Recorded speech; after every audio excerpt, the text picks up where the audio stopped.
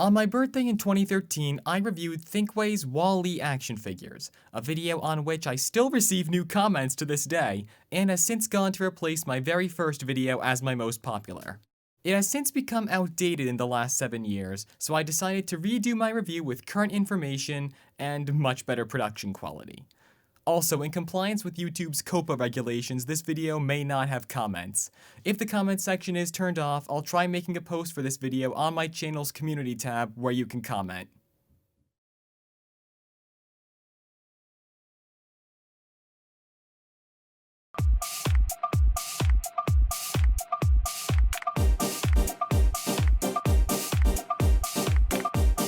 What's up everyone, I'm MikeJehmsz, and since I just explained everything, today I'm redoing my review of the 2008 Disney and Pixar Wall-E figures by Thinkway.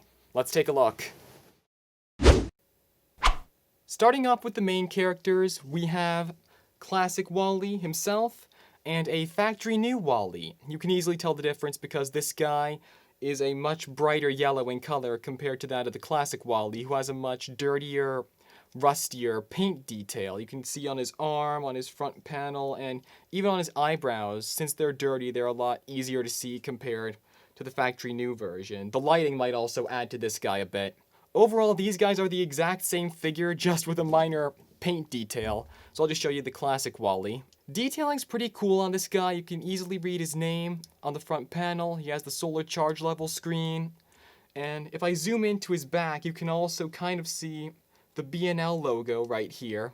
And the detailing on this guy is pretty good. Articulation-wise, his arms have full rotation. You get the picture.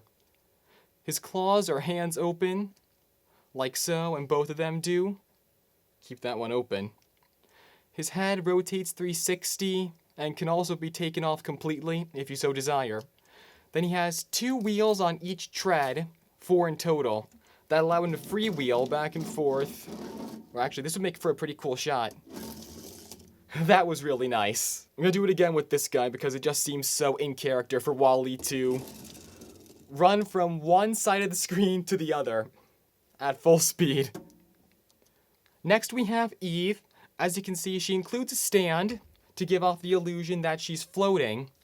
Unfortunately, this stand easily broke on me after I got her. I might have had it in my original review. The stand was taped up.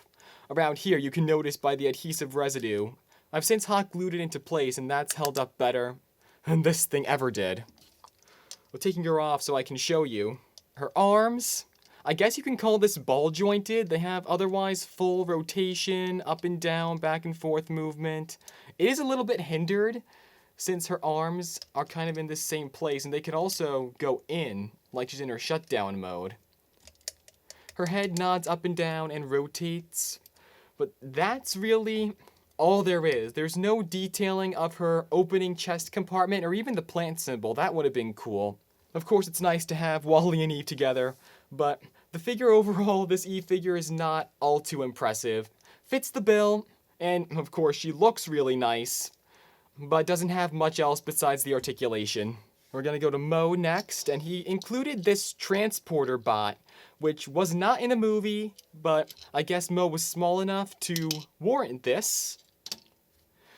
His articulation is also fairly straightforward. His arms move up and down with his roller, and his head is, if I can get it to move, his head is on a ball joint. So you can move that. You see his name on the bottom, right there, and he's got a B&L logo on the back of his head. It would have been cool if he had his red headlight because it's deployed for most of the movie. It would have been cool if there was a feature where you can either release it and retract it manually, or maybe include a second head. I'll just put him on here. You can see what he looks like. Next up, we have the captain of the Axiom, who's listed as Axiom's captain in his packaging. He has a really goofy expression on his face, like, duh.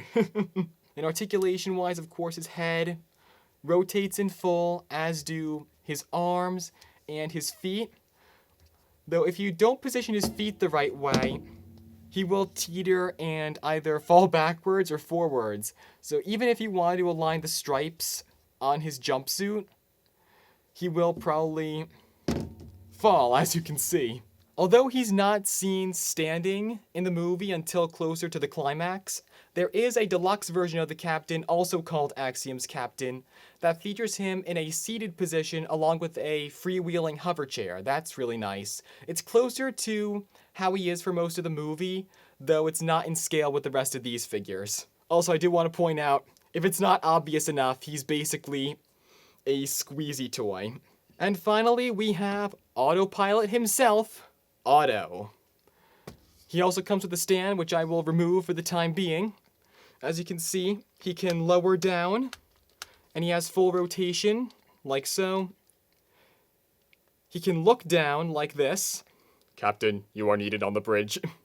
And if it wasn't obvious enough, his wheel can spin in full.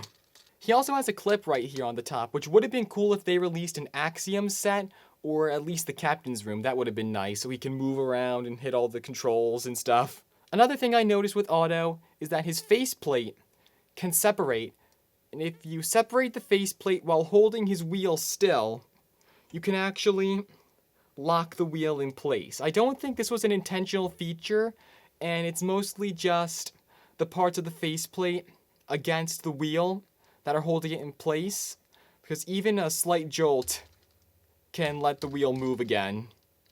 But still pretty cool. You can have him, like, means well, I'm just piloting the ship till we are not supposed to return to Earth. Getting a lot of HAL 9000 vibes now that I see the figure up close. Now for the reject bots. Starting off with Massage Bot. He also has a stand, which I will remove. For overall detailing, he has this nice wavelength screen, which is unfortunately a sticker. It's not printed. Would have been nice if it were. I'm going to zoom in on his arms right here. He has his official name, Han S, either Hans or Han Solo. Take that as you will. On the opposite arm, you can see what looks like a serial code, and I think his model name. Articulation-wise, he has full rotation of his arms like this, and back and forth rotation, or movement rather, of his elbows, and 360 rotation of his paddles, as you can see. His arms are also supposed to make this up and down motion. Though ever since I got this guy out of the packaging, I've had problems with this arm snapping off. In fact, in my original review, it fell off as I was describing him. I've since glued it into place, and there's probably no way I'm going to find another version of this guy, or another figure, to replace him, unless I get lucky. Oh, before I forget, every reject bot has a removable red cord that you can reattach, detach, keep on if you so desire. Up next is Paintbot, or Vingo, a pun on Van Gogh, Vincent van Gogh. He has the nicest detailing of all the rejects in my book. As you can see, he has some paint splotches.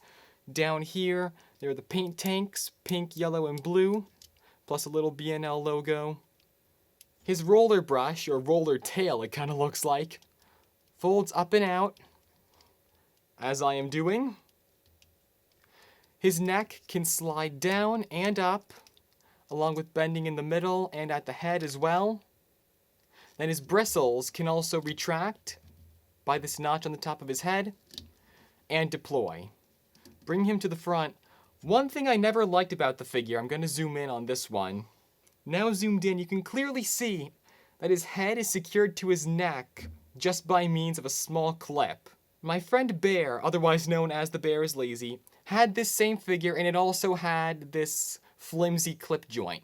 Apparently, other versions of the figure had this joint fully enclosed based on what I was told on my original Wally review from comments from viewers like you.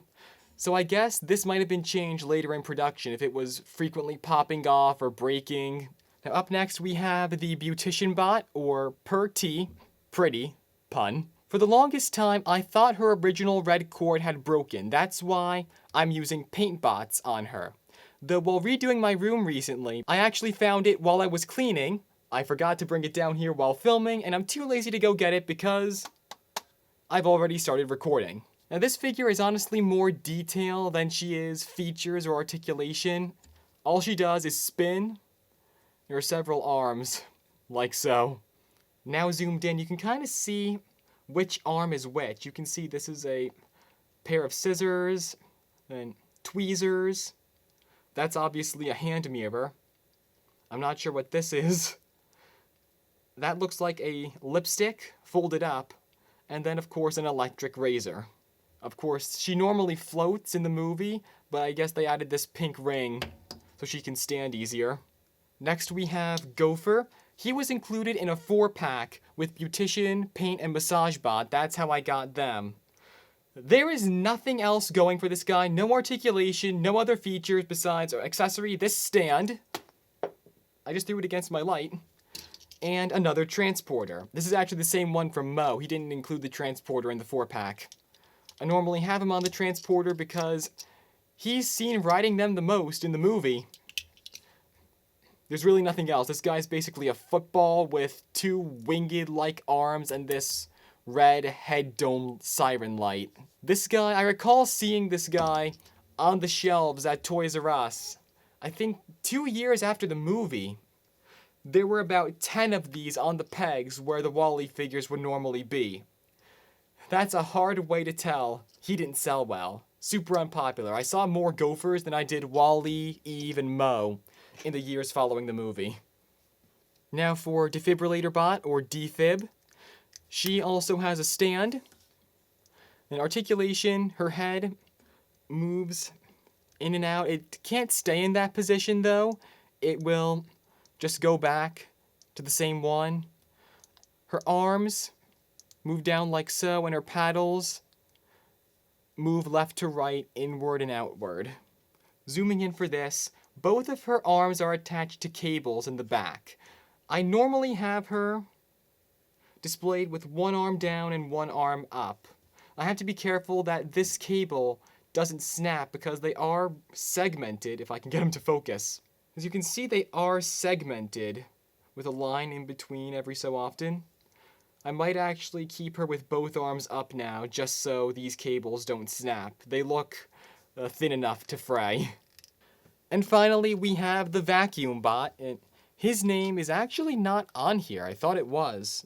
Weird. Articulation. That's basically it. His neck, up and down, in. Folded, up, That's it. His head can also make some rather limited movements like this, and the cord doesn't hinder it, just does it on his own. He also has a pretty long cord that attaches to his head. His articulation up here is not that complex, so it won't fray that easily. This back area with the BNL logo is completely translucent, and you can see inside the figure. He also has the blue striping on either side of his head and along the bottom of his main unit like so. And he freewheels too. Now that's all of them. There you guys go. So there are the Thinkway Wall-E figures again, guys. I got most of these around the time the movie released as singles, and as I mentioned, some of the reject bots in a 4-pack. Then after that it was all over the place. I got Auto a year after the movie inside the Mickey Star Trader shop in the Magic Kingdom. Then a year after that, I got Defib Bot and Vacuum Bot at Pixar Animation Studios. As you saw, these figures don't have any accessories and their articulation is pretty limited, but many of them are decently detailed, and by and large, they're the closest one can get to having physical versions of almost the full Wall-E cast. Mattel recently made versions of Wall-E and Eve for their new Pixar series, but I'm not really a fan of those. Eve has a little bit more detailing, which I mentioned this figure didn't have much. I kinda like that, but their articulation's just as limited, and the material really isn't that great. If you want to get these guys today, your best bet is to grab the main 4 characters, then keep an eye out for the other bots. Both Wall-E's, Eve, and Mo were briefly re-released in 2015 for a new Thinkway-produced Disney and Pixar line, but that was the last I saw them. Surprisingly, some of them aren't going for too much online. At the time I record this video, I've seen the ones I just mentioned and the Captain selling for as little as $5 and as much as $40 between Amazon and eBay. I didn't find Auto, though I found a paint bot listed at $90, and even a Gopher that went for $35 despite how horribly he sold in store. Some were also loose. I found a paint bot, a beautician bot, and a vacuum bot that were loose, but they were in horrible condition. especially in the case of Otto and many of the reject bots. Just be on the lookout. So that's pretty much it, everyone. I really hope you enjoyed this video, and I'll see you guys in August for my, what year is it? 9th anniversary special. Have a great day.